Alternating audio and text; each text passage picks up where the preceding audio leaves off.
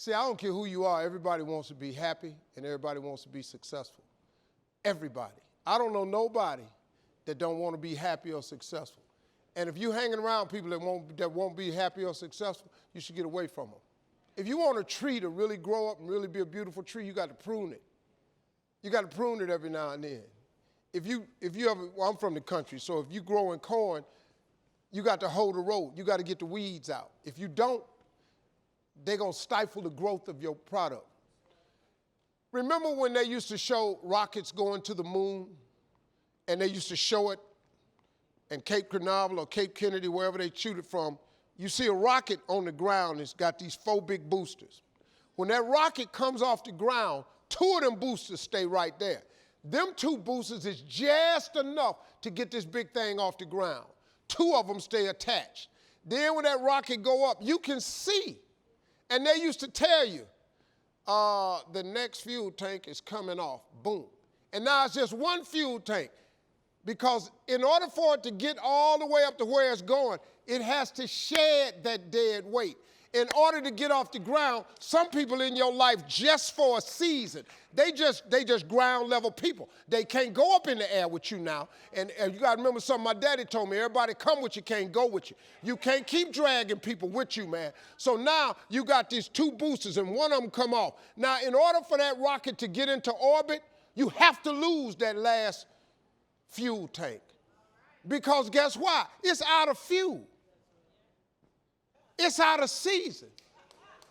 You done went to an area that fuel tank can't handle. If you keep that fuel tank on that rocket ship when it go into orbit, you're going to blow the whole mission. You're going to blow the spaceship up because it ain't got no business going that high. Now, you can insist on taking it if you want to. The problem you're going to have now is your rocket ship ain't going to get into orbit. And do you know that's what's happening to a lot of people? You can't get where God trying to take you because you're trying to take everybody else with you. Everybody come with you, can't go with you, man. I'm sorry. If God had wanted them in orbit with you, he'd have put their rocket ship in orbit. It ain't your job. You can't chain people to your rocket ship and take them into orbit. You know I had to learn this, man. Do you know I was taking people with me, man? Trying to keep it real. My boys in the hood was holding me to that. Man, you got to keep it real, man. Don't forget where you come from. We your homies. Yeah, okay. Okay. You can't have people go to certain places with you. Y'all got to do this culling. You got to cut the cord with some of these people. They holding you down. I'm just trying to give you some piece of advice. Next thing I want you to remember is, look, man, God is important. He's important to your journey. He'd love to hear from you. Talk to him today. You ain't got to clear it with nobody. God is available 24/7. You don't need an appointment. You ain't got to be on your knees. Just talk to God. He'd love to hear from y'all. Thank y'all for coming, everybody. You know, somebody asked me the other day, said, what's the one thing you can't live without? I mean, without first of all, God. If there wasn't no God, I'd be in trouble. But if I didn't have soul, you know, soul is my understanding music, my swagger, the way I handle myself, the way I handle pressure, the way I handle haters. That's what soul. If I didn't have soul, I wouldn't even want to be here. If I didn't feel for music the way I feel, I wouldn't even want to be here. You cash my chips in. This ain't no fun. If you didn't have soul, I don't know what to do without soul. Soul is a feeling. It's not a color. It's a feeling. It's your swag. It's what makes you feel good about you. It's how you handle, it's how you roll, you operate. You know, I got that. You may not like it, but I got it. You know, and let me tell you something. When you have haters, you have to understand what haters are. Haters are a very limited number of people. They're really not the massive amounts that operate in your life. It's just that hate is so loud. Hate is louder than love, but love is stronger. If you focus on the people that love you, you can blow over the haters. Haters ain't shit. Most people hate you only because of the way other people love you. That's why you got most of your haters anyway.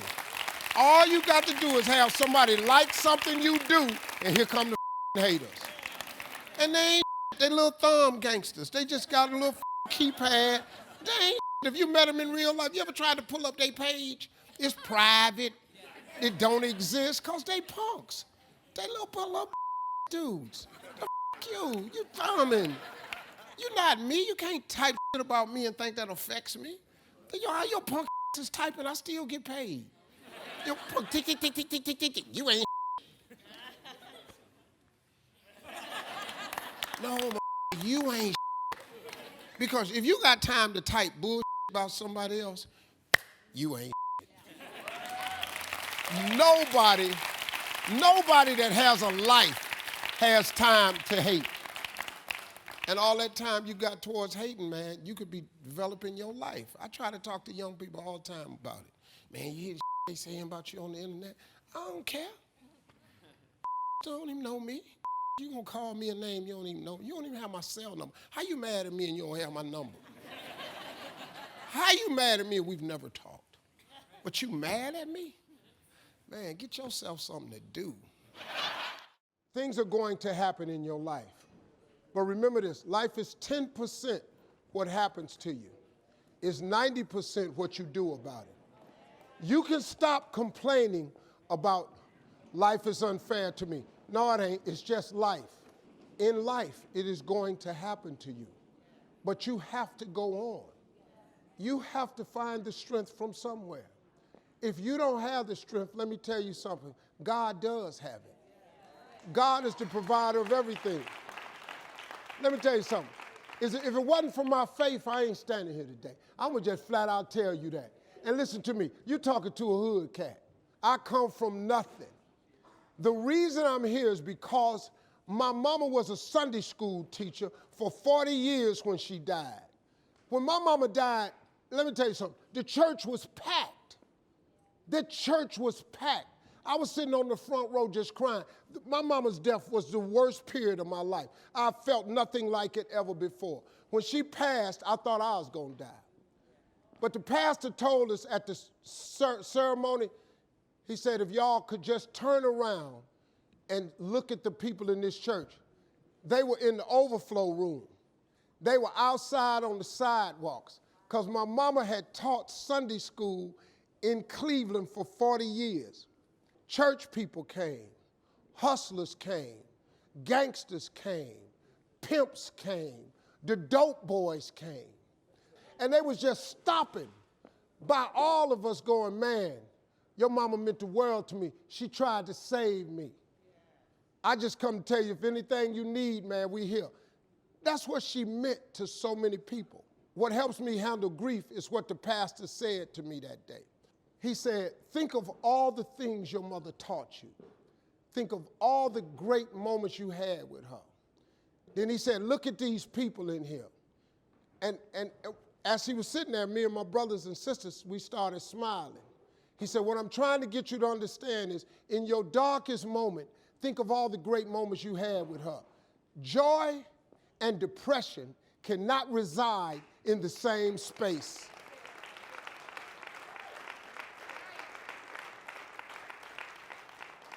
After that, I applied that theory to my life, that joy and depression cannot reside in the same space. Because I've learned so much in life. I had to change what I was thinking 2 years ago. I work all the time. And I found myself, I found myself starting to get a little run down. I started getting real fatigued. And I started noticing that I was starting to talk about my workload. And one day I caught myself. Somebody sent me something. Because I was just talking about how much I got to do, how I'm always tired, and how I'm always beat down, and I'm woe down. And somebody sent me something that changed my whole life. You know what they sent me? The plaque said, I can't complain about all that's on my plate when my whole goal was to eat.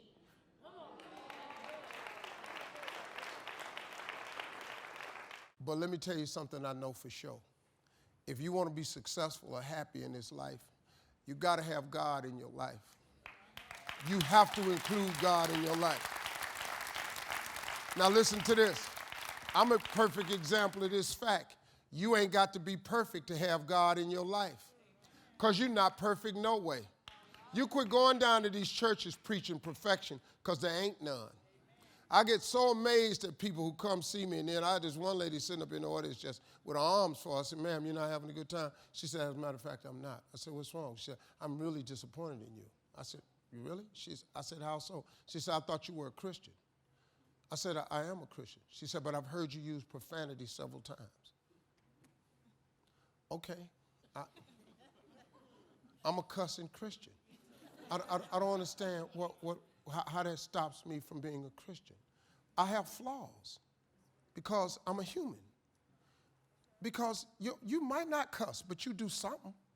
So, okay, so what? You don't cuss. You do something. Because there's none perfect, no, not one. So why I'm sitting up here fronting and faking like I'm this perfect dude so I can say I'm a Christian, when all them Christians, ain't nobody perfect. You can't be perfect, man, but you can have a relationship with God. You can sit up and fake the funk if you want to and say you're perfect, but you're not. You're not. Everybody in this room is broken. All us is broken. That's what you need God for, because we all broken. Everybody, I don't care who you are. And it ain't no you more broken than somebody else. You broken. What difference do it make? Somebody told me one time, if it's 3 people on a boat and a person dive off the boat to swim to shore, and he get 100 yards away from the boat and he drowned and sink, then the next person dive in the water and he get 500 yards off the boat, but he drowned and sink. And the last man get off the boat and he dive in the water and he gets 6 feet away from shore and he drowned and he died. Who the better swimmer? Who the better swimmer? Y'all all drown. I don't care how far you go. You can sit up here, man. You can keep talking this perfection thing as you want. You get as close as you want. We all gonna come short when it comes to perfection. Look, form a relationship with God just the way you are. God take you just the way you are. Matter of fact, God shape you up just like he needs. See, he take dudes like me. He take old hoodlum dudes. And he, like, you hear people, they say they got saved and they got washed white as snow. You hear people say that. I ain't get that version. I just got rinsed off. When I looked up and got saved, I still had dirt on me. Now, if you got the whitest snow version, congratulations. But that ain't really how it go. God take people like me. I'm an imperfect soldier for Christ. And he allows me to say some things on his behalf. And you may not like the way I say it. You might not like my method. But I'm just telling you the truth, that you can be an imperfect person and have a relationship with God. That's all I'm trying to tell you. You ain't got to believe that. Because once again, I'm not in the soul conversion business. If you want to go to hell, bye. This is none of my business. But if you're struggling and you're looking for a way out and you lost a little bit, I'm telling you that God is in the forgiving business, that God is in the get your life together business, that God is in the make your dream come true business, that God is in the accept you as you are business. You can't fix yourself. If you could fix yourself, wouldn't you have done it by now? You can't fix yourself, but he can. God took somebody like me and turned me into something. And I'm telling you right now, I have no business even being here. If it wasn't for God's grace, I can't even explain my career to nobody. I can't even, somebody asked me, they ask me all the time, how you get all these TV shows? I can tell you flat out, I have no idea. Because all I asked for was one. I'm telling you the truth, I just wanted one. You know how hard it is to get one show in Hollywood? Come out here and try to get a TV show. You know how hard that is? I got 8. You know what that is? That's called grace. That's God's unmerited favor. That's because, man, if you ask God for something, he'll do exceedingly abundantly over all you think or ask. And all you got to do is honor him. So I'm standing here honoring him. And the reason I'm standing here, because when I was homeless and I had nothing, I told God, if you let me make it, when I get there, I'm going to tell everybody about you. So I'm telling you about him. You ain't got to believe me, but I'm holding up my end of the deal. I appreciate y'all coming. See y'all.